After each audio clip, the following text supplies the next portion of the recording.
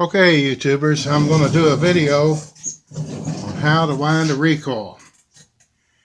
This one still has the rope in it, but if I didn't know which way to wind it, you look at this snout coming into the recoil.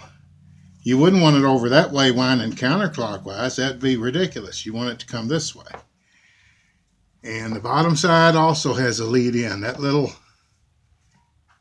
point there tells you which way it would be doubling back over itself to go that way. So you want to go counterclockwise on the back side of the spool. All right, now this spring isn't hurt, but I've already doctored this spring. If you look at that end, that's not an original end. I ground those in it with the grinder, and it was broke off from where it had been doubled back from a starter clutch hanging up. They really start out looking like this, a little more professional than what I did. But mine works just as well. Just use the vice grips and the edge of the grinder.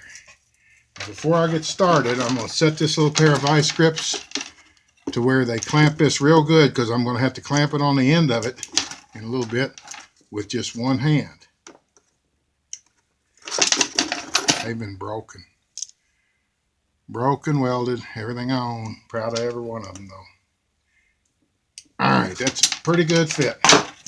So, the rope's already in. I'm going to leave about that much slack on the rope so I can have some room to work. Now comes the part that brings forth cuss words. You look at your lead in, and you know which way to wind a spring. You take it, you put it in the eyelet. I hope you can see that. Put it in the eyelet and lay it down. Now that's locked in. And you lay your coils. Now this isn't how they tell you in Briggs and Stratton school. I worked for a Briggs dealer for a brief spell. And I don't just try to do stuff different for the sake of doing it different. I do it whatever works good for me. Yeah, I'm talking to the phone. I'm doing a video. You hold your thumb on that so that these are all on the same flat plane, and you pull it through.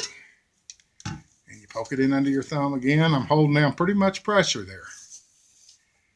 I had a note to make a recoil video. See that note on my hand? Recoil and light. The big wind blew the light off outside the basement, but I got one painted up and ready to go back as soon as the paint's dry. So I said to myself, now's a good time to wind a recoil.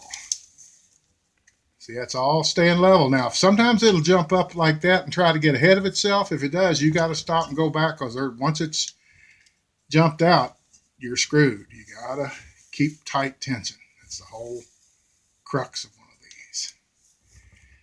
You don't want to go down too darn tight, or you won't be able to pull the rope out. All right, I'm going to guess that's about enough, just from doing others. Now, here's where it gets tricky. It's got to go in with the spring side down, so still holding all that compressed. Still holding that all compressed real good. With all, it's wanting to jump out. It's wanting to win, but I'm hoping I don't have to let it win. You go in under your rope, and you poke the newly made end in through the slot, and way out here in the open. You grab that end with your already set vice grips, because it would be hard to do with one hand. And you pull her back till it's in the general area. And I'm starting to set the part over here down in, but I still got my finger. It's still all compressed up against the back of the wheel, or if it ain't, I've wasted an effort. Trade off hands here. Get that last coil in. Here's where it gets tricky. You take a screwdriver, get your recoil laying flat. You take a screwdriver and you come in between these pillars that hold the spring compartment. Oh shit, my vice grips fell off. It's a damn good thing I saw that. All right, let me go back a little bit tighter. They're kind of sprung. they've been down some rough and rocky roads. Yeah, that would have been a major screw up. Go in under my rope, back through the slot. Yeah, they meet pretty good.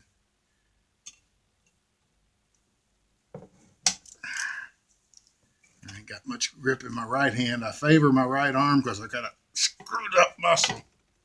Oh, that's a little too tight. I got a screwed up muscle in my right shoulder. Fell off the forks of a forklift and caught myself with the underside of my arm. Didn't turn it in, didn't want to be the bad guy. Now I'm living with a fucked up arm. Pardon my French. All right, now we're back to where we were. The rope's still pretty much all but one round. The rope is in the wheel. I'm holding the coils all up. I've got that one corner over here is already down in and the spring is touching, so I ain't got to worry about it. It's this side that's up. So I take the screwdriver, come in under the edge, hold the spring up against the plastic wheel, and snap it down together. Then, before you go any further, or you'll regret it, you make sure your keeper is laying, your spring's laying where it's supposed to, which it did. But if it did not have the vice grips to dial it in, that's perfect up in its notch. Let me pull this rope through and see if there's enough slop in here. If you ain't got your rope all the way in, you can finagle it and get it in. It's not super tight. In fact, some of them will have a little notch. Tecumseh's, I believe it is, has a notch just for getting that rope in. Yeah, that's winding itself back up. Here's another trick. If you need to wind them, if you don't like the way I did it, you want to do it some other way, which there's a million ways to skin a cat. One of these Craftsman ratchets fits right in there like it was made for it. Perfect for winding. All right. Now, it's 99% done. I just got to first tweak my little bend over tab. Get it in about the right general area. Come in here with these channel locks. Bend it down, but not tight. You don't need to be super tight. It's just got to hold everything centered till it gets up on the starter clutch. Once the starter clutch takes over, these aren't all that necessary. And I'll tell you what else I've done. Let's see if I get this ratchet back out. Where those tabs break off, you can take a little bitty drill bit, about an 1/8 inch or so, and drill a hole right where I'm making that little dot. If that tab wasn't there, I'd drill a hole right there, run a 1/2 inch metal screw in there, and that metal screw would be what kept the wheel from scooting.